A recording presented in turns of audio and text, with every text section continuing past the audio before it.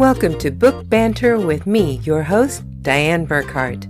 I hope you will join me every Wednesday as we explore all things to do with, well, books. Let's get on with our show today. Well, hello today, my happy people. I hope you're having a wonderful day. It is finally starting to warm up here a little bit in Germany. I don't know if the good weather is going to hold. It looks like we might have some more bad weather coming maybe sometime next week.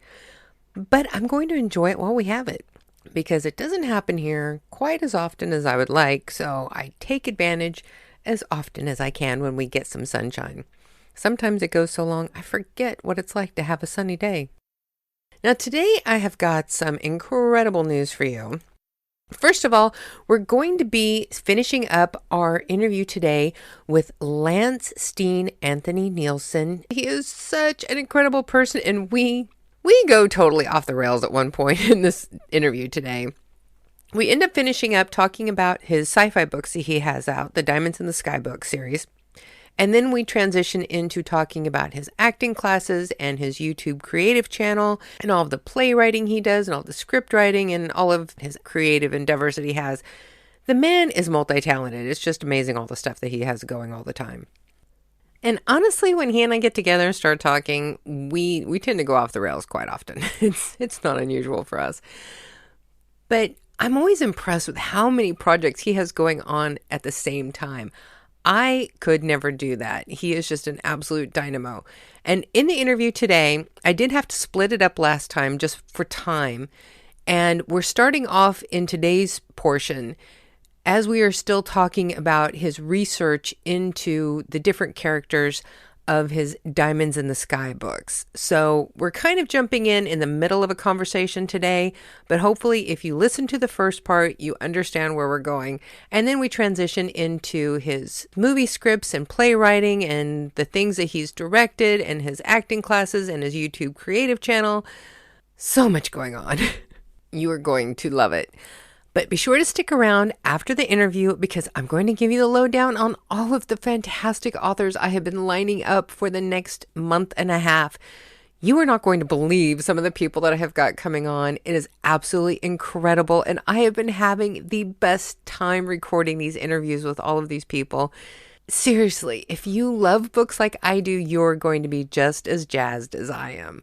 So now, without further ado, let's welcome back Steen Anthony Nielsen to Book Banter with Dianne Burkhart. Try to sort of read up what the response of the American military would be. And I would speak to friends of mine in the army, what would the British military do in this situation, that kind of thing. So there was a lot of that sort of research that went on. And stuff like COBRA, which I don't know if you've heard of COBRA, but that's the emergency committee. So if there's an act of terrorism in England, COBRA will immediately be called into, it's like the Joint Chiefs, it's immediately called up and you've got the head of the police, the head of the military and the head of all the intelligence services, all these representatives will all meet to combat whatever the threat is.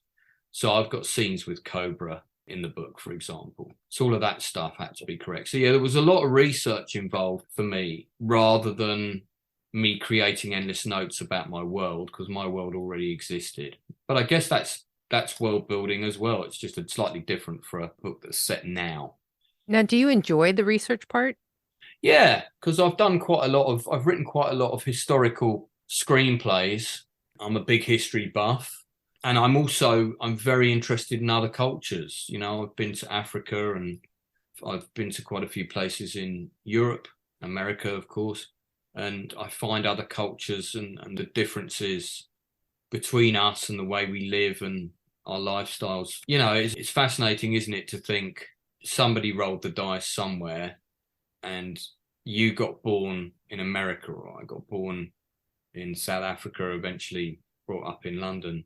There was a lot of people that rolled the dice and got born in Syria and Lebanon and places that have been in a state of conflict for God knows how long. So, yeah, researching the character of Amari, who's the camel trader guy, and his daughter is one of the characters in the book as well, Joy. Writing Amari was just great because I knew nothing about those people. And he comes from a certain tribe And, that tribe has very specific culture of food, clothing, religion, approaches to marriage, all of that stuff. And also the town of Fada. I mean, if you look it up on Google Earth, it is in the middle of nowhere. It's not connected by any roads. There is a small airport just outside the town.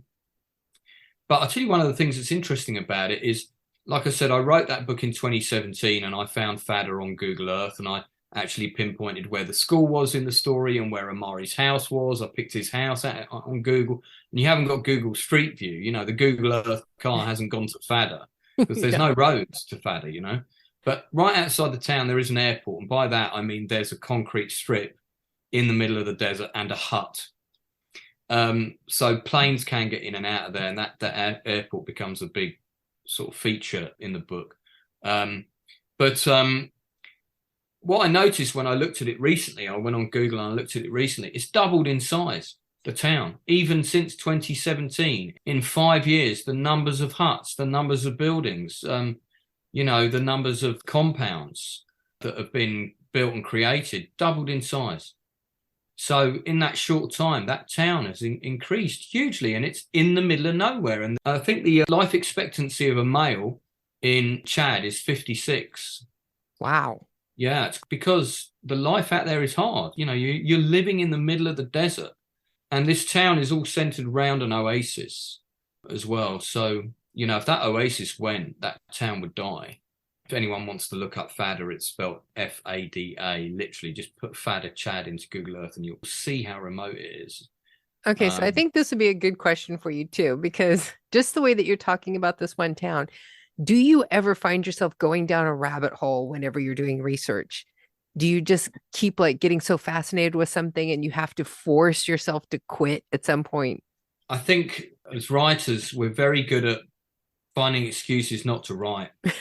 True. We do that all the time. And I think you just picked up on one of them, which is, you're halfway through a chapter. Oh, I've got to check, what would he be eating in this scene? Do I know that? Maybe I don't. So I'll go on Google and I'll, look up what's this person eating and blah, blah, blah. And then I might find something else out. And then, suddenly, next thing you know, I'm on YouTube looking at a video. And then, look, there's that trailer for that film I wanted to see. Quick, let's watch that. And before you know it, 4 hours have passed and you've only written 2 lines.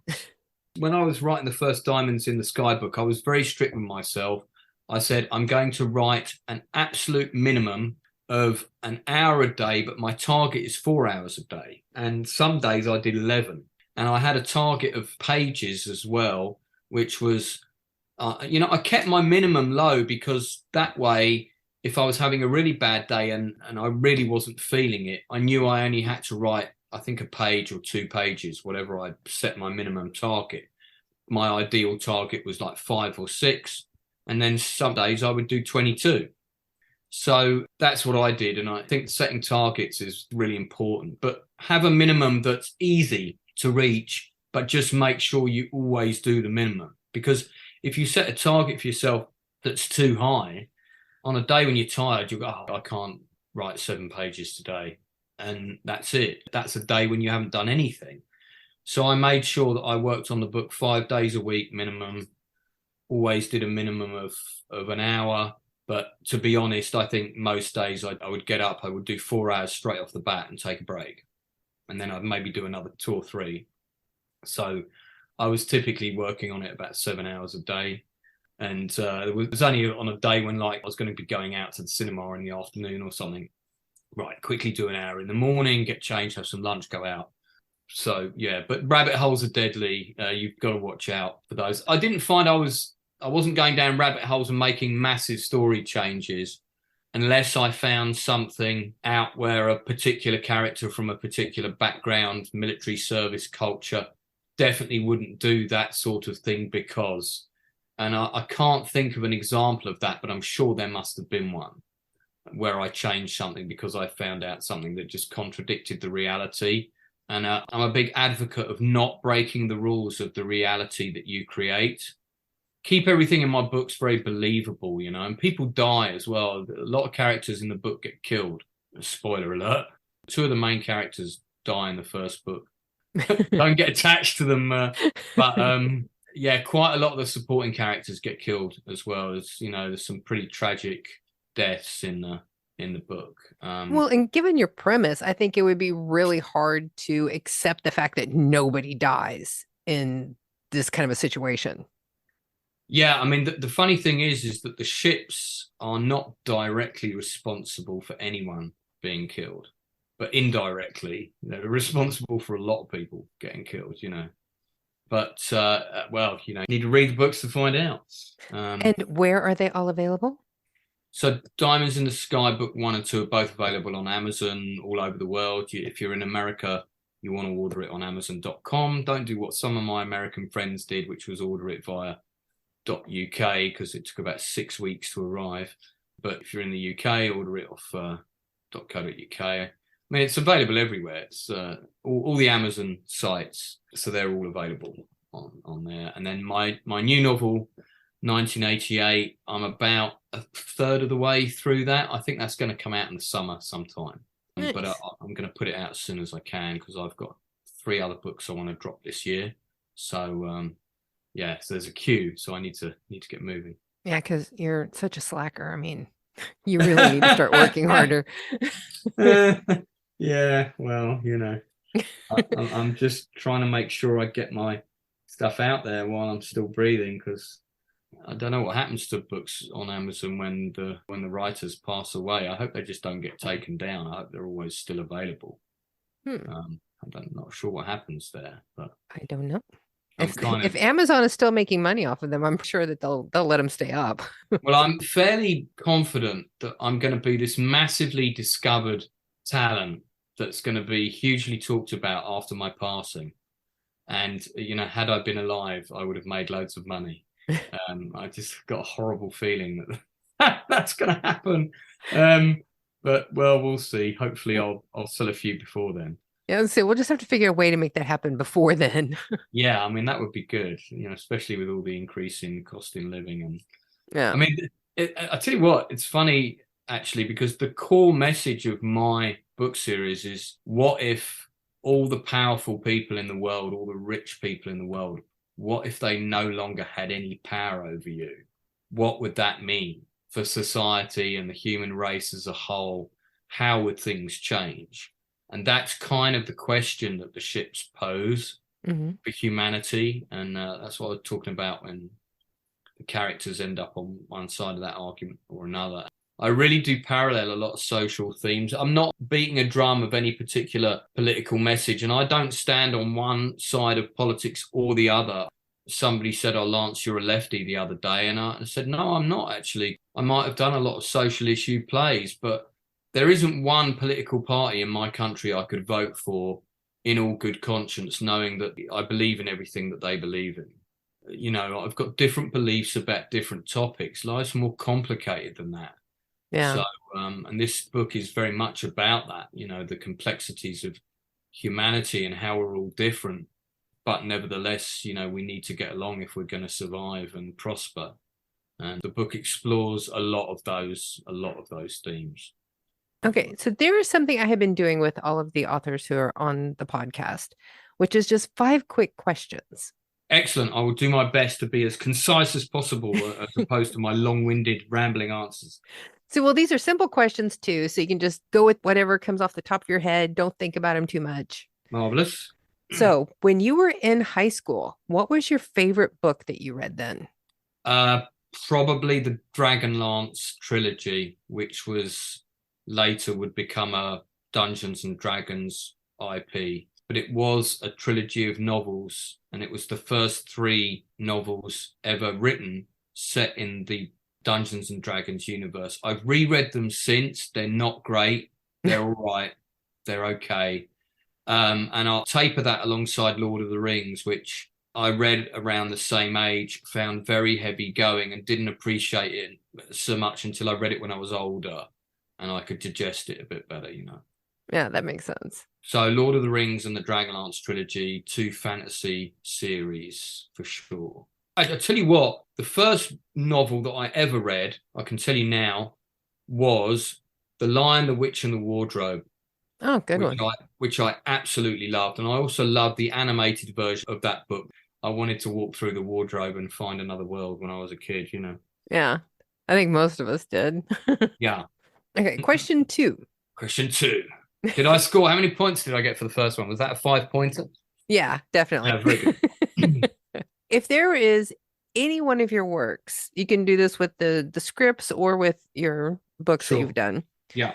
that you could go back and rework now, what would you like to redo? Wow, that's interesting. Go back and redo. Hmm. Um, well, in lockdown, I wrote 30 scripts, and 10 of those 30 scripts were the 10 episodes of Diamonds in the Sky Book 1. And I made sure I wrote the scripts with a producer's head on, and I kind of knew the actors that I wanted. So if I was to rewrite anything, I might go back and rewrite the first Diamonds book so it matches the first season that I've written, if that makes sense. But then it Okay. would become a really big meaty book, and then I'd also have to rewrite the second book. So I don't think it's essential that the TV show exactly matches the book. I've just expanded the characters, and you just meet some of the characters earlier than you would have done. But maybe I'd do that, I guess. Okay, question 3. Yeah. Who is your absolute favorite author to go and read when you just want to relax and not think too much, just have a good read? Let me look around at my bookcase. Just a book to relax to. That's a good question. Well, I'll tell you what, Rhys Darby. So he wrote a book called This Way to the Spaceship, and it's kind of a sort of semi-biographical novel about his career, but he's also fascinated in UFOs, which is why I wrote a character for him in Diamonds in the Sky. When I got his book, I thought this book is going to be fun. And the reason I bought the book was to cheer myself up because I was going through a bad time at the time. And then he also wrote a children's book called The Adventures of Buttons McGinty. Now, any book that's got a character in it called Buttons McGinty, I don't really care what it's about. I'm definitely going to buy it. So, and I've got the first 2 of those. I think the third and fourth ones are out now. And The Adventures of Buttons McGinty is a children's book, like written like a journal, but it's very accessible for adults. It's almost like an episode of The Simpsons where it's got that great humor for kids, but it's also got lots of in-jokes for adults. And Rhys Darby's very clever at doing that. So, yeah, if I want to relax, I'm going to read something by him. It's pretty sad. The thing that I know him best from is Jumanji. Yeah, and he says when he goes to places like Japan, people come up to him and they go, Jumanji. And he says that's what he gets recognized for on the street all the time because it was such a big thing. Yeah. And he was the best thing in it, in my opinion. Now, do you ever work with professional editors? I worked with a proofreader who also did do editing, but I could only afford to pay them for a proof for the first book. But they also suggested some edits for me, I mean, would I work with a professional editor if I could afford to do so every time? Absolutely, because I think they kind of have that role of a bit like a producer on a movie. If you've got a producer who is passionate about the same story that you're trying to tell, but it's also their job to maybe make the story a bit leaner where it can be leaner. Again, it comes down to David Bellacci's advice to me. If you can write something in 2 words instead of 200, then say it in 2. It's their job to do that. It's the editor's job to suggest where you can make cuts. And they don't come with the emotional attachment that you have to a story.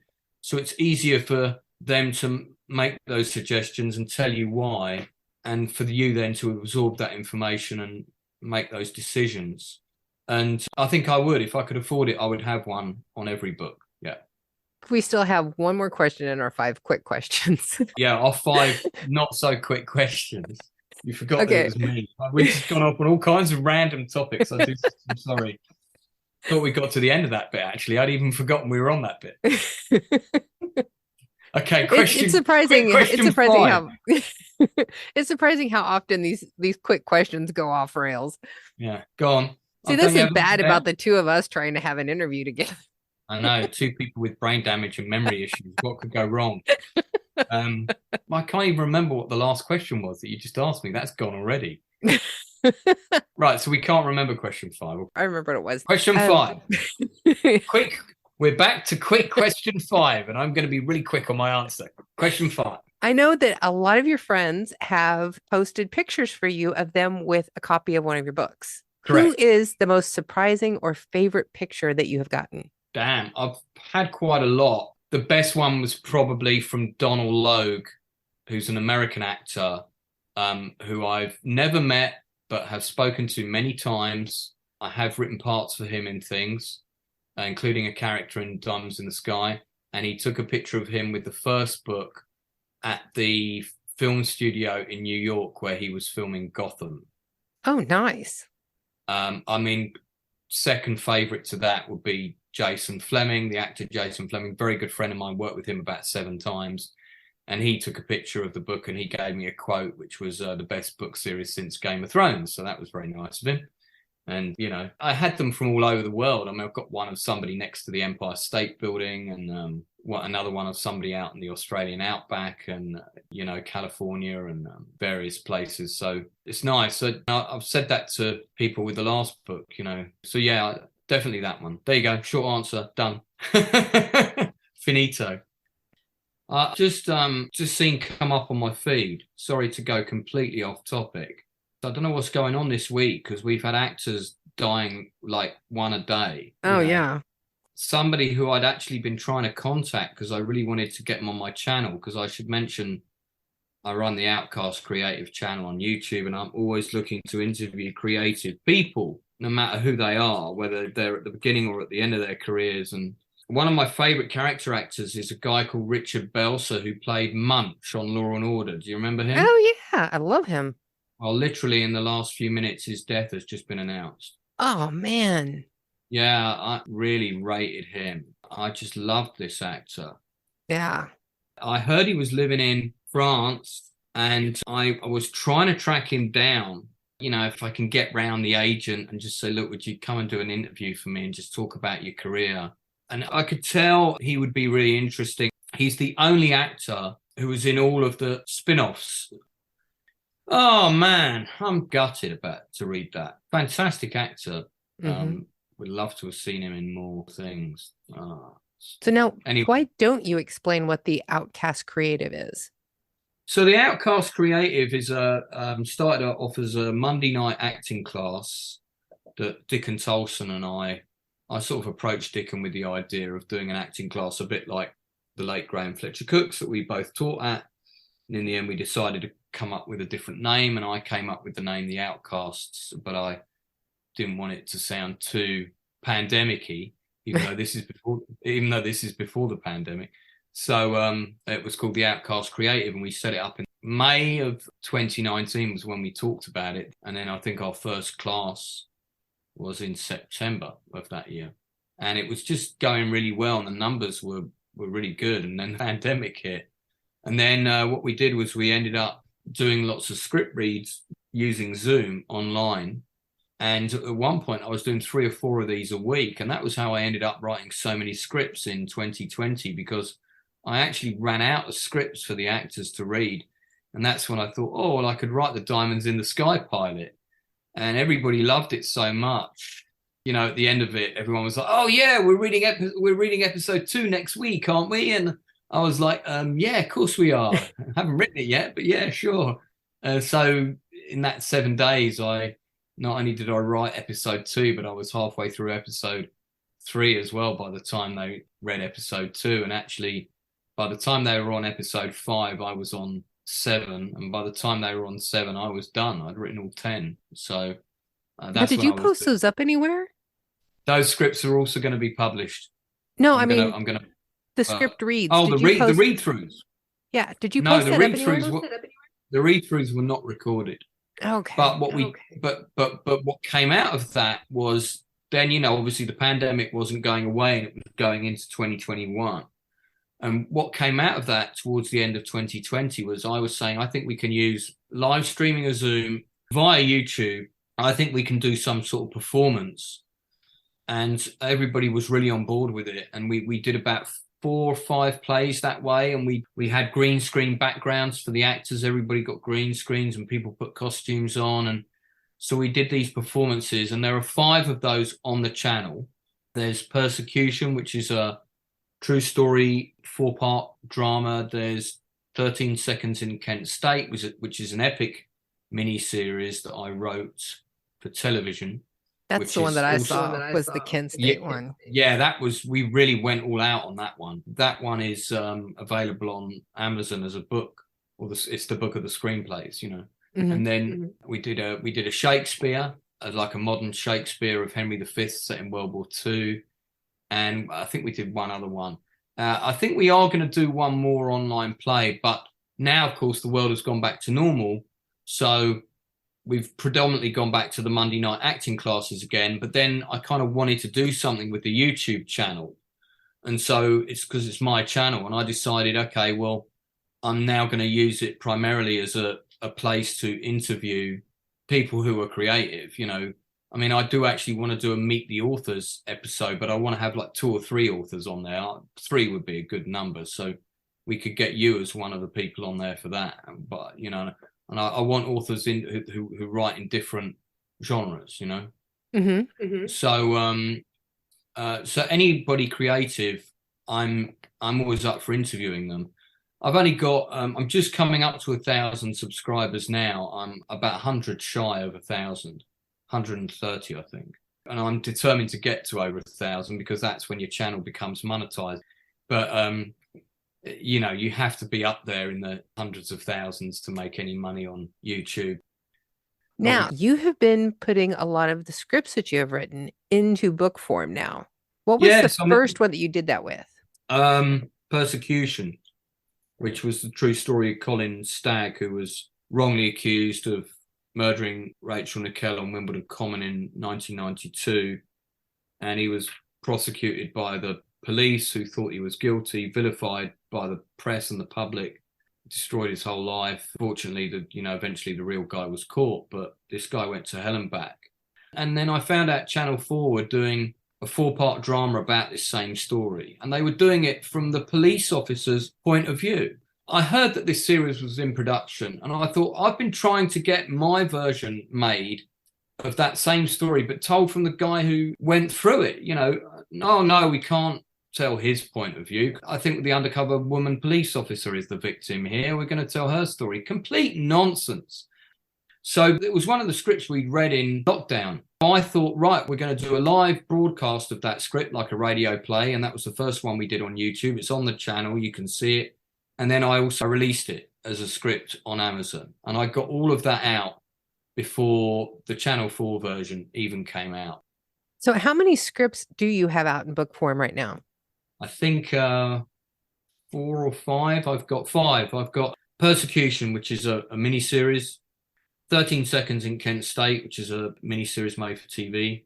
Sticks and Stones, which is the script of the play that I've put on London twice, which is about 3 families and their lives in the conflict in Northern Ireland over 30 years. And that was, like I said, that was a play that was done for stage. I've got the Pegasus Bridge film, which was a film I worked on for 3 years that didn't happen. True World War II story, think kind of British Saving Private Ryan, not quite the same storyline, but similar kind of thing. And then I've got 2 episodes of Paratrooper, which is a European version of Band of Brothers. They just dropped yesterday. So I think it's those 5. Oh, and 11 Years Down the River, which is a play that I did in the early 2000s, 2001. And that is about the Marchioness disaster, which is a true story about a boat that got rammed by another boat on the River Thames, and a lot of people died, and there was a cover-up and that kind of thing. So, I guess about 6, I think, and quite a few more on the way. I'm trying to put as many of them out as I can. I don't know if anybody will ever actually look at the things that are in the front of your books, but it's been fun getting to collaborate with you on laying out your covers for some of those. Yeah, you've been fantastic with that. I like what you always call me, though. Whenever you're contacting me and you want help, you always send me a cute little message. Oh, I call you the Shari 9000 computer. Yeah, that's it. I'm great with writing and storylines and characters and all that kind of thing, but I'm crap with Photoshop and layouts. And I know what I want for my book cover designs. I always come up with great ideas and concepts, and I'm like, I want this face here and this face here, and can you put this here? And so I've usually got the concept, but it's putting all the pieces of the jigsaw together using the various whatever software is required. That stuff is usually beyond my capabilities. So Doesn't because of help the that I stuff can't that remember. we've been working on, it's like I am starting to get better at overlays. I'm not good at it yet, but I'm getting better. Well, I'm very glad that the highly paid jobs that I keep giving you is leading to your improvement in your skill areas. There's no extra charge from me for that. Well, I Just to appreciate be that. clear. Yeah, I'm glad it's there is actually a benefit both ways. So now, what Um, do you have coming up next? Because I know you always have something on the well, books. my plan is because I've got more scripts on my computer than I could ever make as films in my lifetime, or that could ever be made as films in my lifetime. So at the moment, my plan is actually to publish as many of my scripts as I can. Paratrooper, which is my European Band of Brothers thing, I've just 2 episodes of that. There's going to be 2 episodes per book. The first one's just dropped. So if you just put in Paratrooper, the screenplays, it's on Amazon. And then I've got 7 of the 12 episodes written. So I'm going to publish all of those. The rest of them are on their way. And I hope to get as many of those out this year as possible. I've got 1988, which is basically a straight translation of my teenage diary from 1988, when I was mere young teenager seeking adventure and love in the world.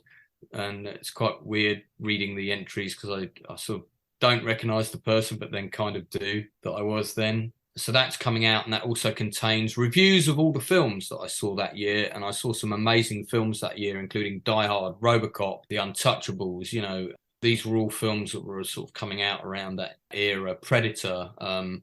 So it was a great year for movies. Oh 88, yeah. really, really good year for movies. Big came out that year. So Who Framed Roger Rabbit, Field of Dreams, the list goes on, and some really great films in there.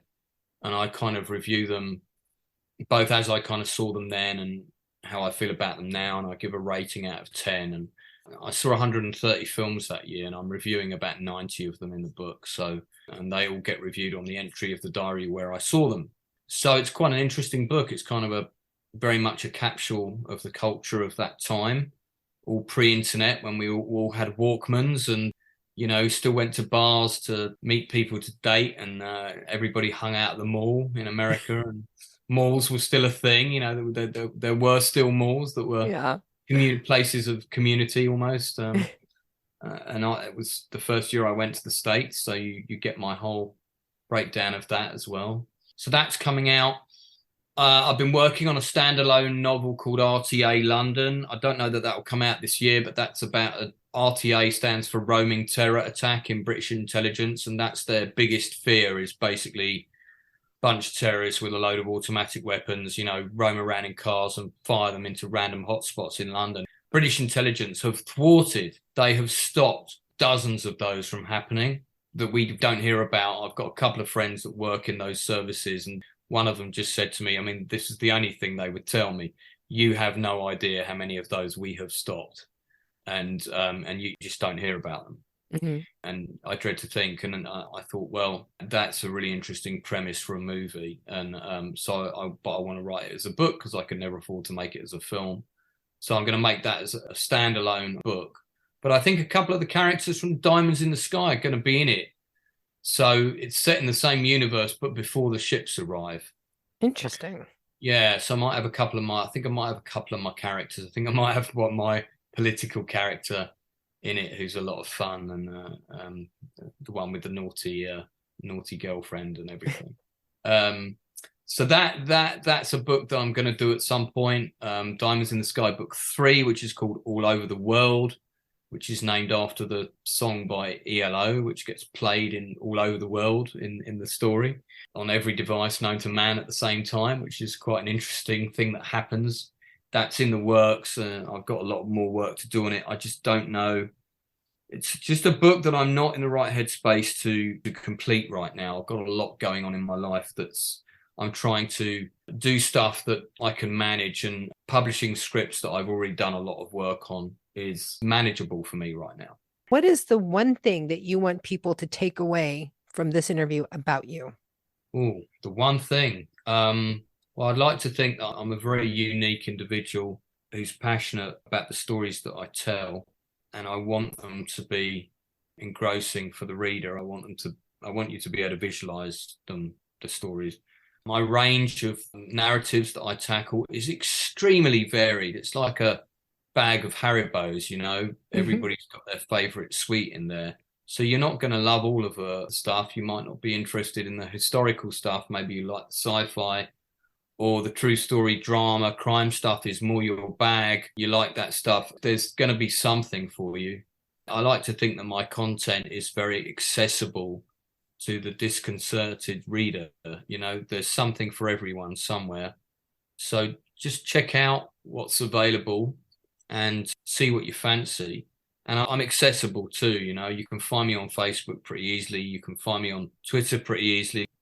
Lance Nielsen WD on Twitter, at Lance Nielsen WD. Nielsen spelled the Danish way, Nielsen, and Lance Steen Anthony Nielsen on the Facebook. And I do acting coaching as a sideline. I also do script writing workshops as a sideline. I don't think I'm good enough I'm not an experienced enough author to do any kind of workshop on writing a book, but I can do workshops on writing outlines and plots, because I don't believe that there's a big difference between that with scripts and books. I think the principles are all the same. Mm-hmm. So that is something I can help people with. And that's all stuff I do for a living on the side, Well, and all of your important links are going to be listed in the description of the podcast. And they're also going to appear on the podcast page on our website at burkhartbooks.com/podcast. Fantastic. I'll expect a minimum of at least 3 extra book sales within a 48-hour period of that going live, hopefully. I will do my best. Even if you buy them all yourself. Yeah, I know that's great. And I'm always up for being a guest on people's channels, podcasts, YouTube, whatever. And again, I'm also up for having guests on my channel. So do subscribe to the Outcast Creative on YouTube. If you've got a creative project you're involved with, as long as it's something interesting, it's a little bit further than the concept stage, I can see you're passionate about it and you want a bit of exposure, get in touch and maybe we can do an episode about it, So I will make sure that link is in the description. Thank you very much. Thank you for doing this. You're always so much fun to talk to. And that's just in normal life. Yeah. Thank you. Well, no, thank you so much for having me on, and all your listeners out there. Never forget to tell the people that you care about that you love them. So if there's someone you haven't done that for lately, pick up the phone and do it now. That is definitely some good advice from Lance. Now, I hope you enjoyed that. We have so much fun whenever we get together and start talking. So it's sometimes kind of difficult to remind ourselves that we're actually doing a podcast and we need to be serious. But it's always so much fun talking to him. Now, as promised, I'm going to tell you about all of the fantastic author guests that I have coming up in the next month and a half. You are not going to believe this. Okay, starting next week in episode 58 on March 22nd, I have Dr. David J. Gibson, a professor of botany at Southern Illinois University, Carbondale, where he does field research and teaches. But he is also a published author of several books, but his latest is Planting Clues: How Plants Solve Crimes. We had an incredible discussion. He is so fascinating. And the historical references that he was making to botany in fiction work was just mind-boggling. I haven't read a lot of these authors, and it never stuck with me what I was reading at that time. And so now I'm thinking I need to go back and read some of these authors. It was just such an enlightening conversation. You're going to love it. Then on March 29th, episode 59, we have Linnea Denoto. She talks about her debut sci-fi novel, Lithoflora the Chrysalis. And I can tell you, I started reading this book, and just within the first few pages, I was hooked. I love her style. I love her description. It drew me in. It's something that I cannot wait to finish. It is just so great. And you're going to love hearing from her. She was just such a great interview. She's a total sweetheart. You're going to love her and you're going to want to check out her book. Then on April 5th, I get to speak with Patricia Harmon. This is episode 60. She is a midwife by profession and writes an American midwife fiction series where she draws on her own experiences in the field to create a captivating, relatable character and just builds this fantastic world that you are going to love. Then on April 12th, on episode 61, I get to talk to Kelly Florence. She is one half of the writing team with her partner, Meg Haftel. They write the Science of series. They have got a number of books in this series. I have started reading The Science of Monsters because I am a huge Universal Studios monster fan, and I love all of those old monster movies, even some of the more recent ones. The insights in this book were just really giving me a whole new way to look at all of these monsters that I've always loved. Then on April 19th for episode 62, I finally have my cozy mystery author. Steph Levine is going to be coming on to talk about her book, The Sunshine State of Crime. She has got such a fantastic voice in her books. I started reading this one and she has humor, she has action. She gives you everything that you want in a cozy mystery. It's just an enjoyable read, and sometimes that's what you need. Just a book that you can grab a tea and a blanket and sit back and just fall into the book for a while. And Steph definitely delivers. So I suggest you subscribe to my podcast because you do not want to miss any of these great authors, and there are more coming all the time. And I think now would be the perfect time to remind all of you that I write books too. I'm currently writing the Into the West Saga serial as Stephen Burkhart.